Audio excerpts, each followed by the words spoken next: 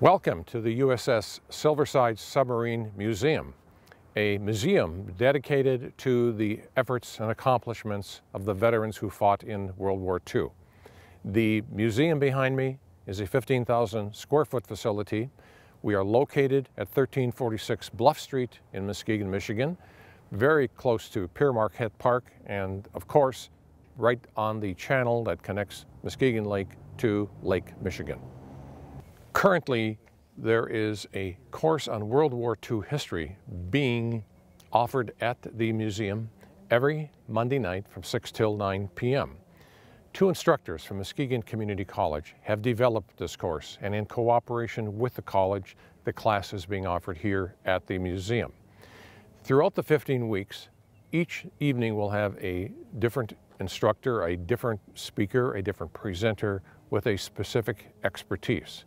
The class is attended by students who have enrolled for credit, and the museum has made the offer to the community members to attend this lecture series if they so wish, and do so free, and of course donations are graciously and generously accepted.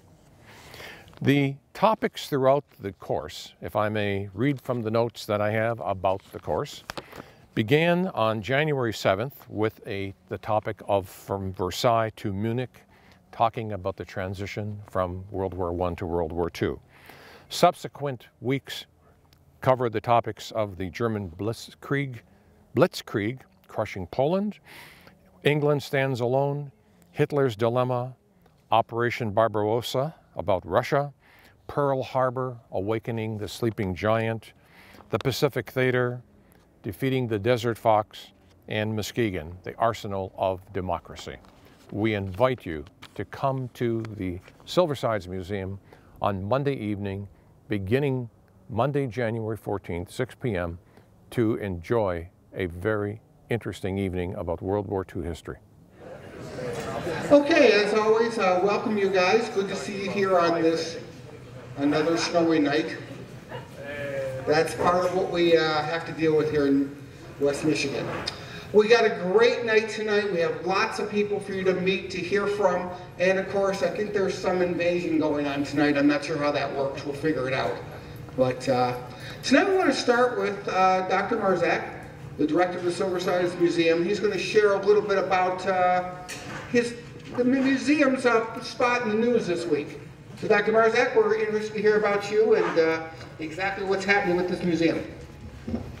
I'm also going to ask all of you to join me in something we should have been doing right from the beginning, and we apologize for not having done so. Would you stand and join me in the Pledge of Allegiance? I pledge allegiance to the flag of the United States of America and to the republic for which it stands, one nation, under God, indivisible, with liberty and justice for all. Thank you. Thank you. Just a bit of an infomercial that has amused us at the same time as intrigued us. You may have read about it online, or you may have seen it in the Chronicle, but a few weeks ago I got an email from a CNN correspondent in London, which initially I thought, this has got to be a joke. Why is somebody from London writing me? But she did. And the question was, would we send her some information about the Silversides and the museum, because she writes for an online magazine dealing with what they call botels. So I looked at that, and I've heard that name before. Well, the long and short of it is I sent her some pictures, we sent her some information, and she came back with a link the other day, said, go to this. We did, and MLive picked up on it. The Silverside submarine is now listed as one of the top 5 botels in the world. What do you think of that? So a little free marketing on that. I read the article again yesterday before sending it to some friends, and you know how people respond to articles in the paper, and so I was scrolling down, and all I can think of is it had to be some crazy guys, because they read that and they thought, and asked the question, did you mean brothels? No, botels. I'm sorry for interrupting your flow here, Mr. Professor, here you are. If you want to rekindle your romance, I'm sure there's a honeymoon suite on the Botel. C. Frank, officer's quarters, he says. All right, we're very pleased tonight. Our first speaker is going to be the director of the LST 393, Mr. John Stevenson, who's got a very informative little chat going here, and I'm going to segue right to him right now. Okay, good evening, everyone. I've spoken here before. Most of you have seen me. I'm John Stevenson. Okay, that wasn't me. But that's what I'm talking about, I can tell you that. I'm with LST 393 Veterans Museum, and you Muskegon people, you know, you all have a special friend who was at D-Day. The LST 393 was there. It's been, the Marczak has been home for 65 years, but that ship was off Omaha Beach on June 6th, 1944, and landed on the Fox Green sector the next day. LST 393 is one of 980 ships assigned to the Omaha and Utah invasion beaches, and it's one of the last still afloat. Of the 1,051 LSTs built during World War II, only 2 are left in America. The other, LST 325, is in Evansville, Indiana, and that also is a D-Day veteran. An LST, and there's a wonderful model of it back there. They moved it up to this level so you can take a good look at it, and we'll see a little footage here later. An LST, that stands for Landing Ship Tank, LST, is designed to carry battle tanks and other material across an ocean and deposit them on a defended shore. They were considered just about the most essential ship in any amphibious operation. And in the middle of 1944, there were not enough of them. LSTs were needed by the Navy to drive across the Central Pacific, for MacArthur to advance in New Guinea, for landings at Anzios to succeed, for Overlord to mount a 5-division amphibious assault on Normandy, and for Operation Anvil in southern France, all happening at pretty much the same time.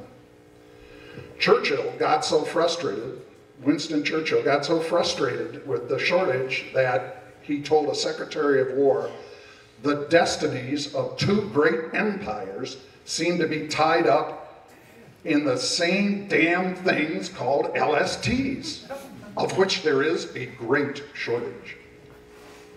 Throughout the war, LSTs demonstrated a remarkable capacity to absorb punishment and survive.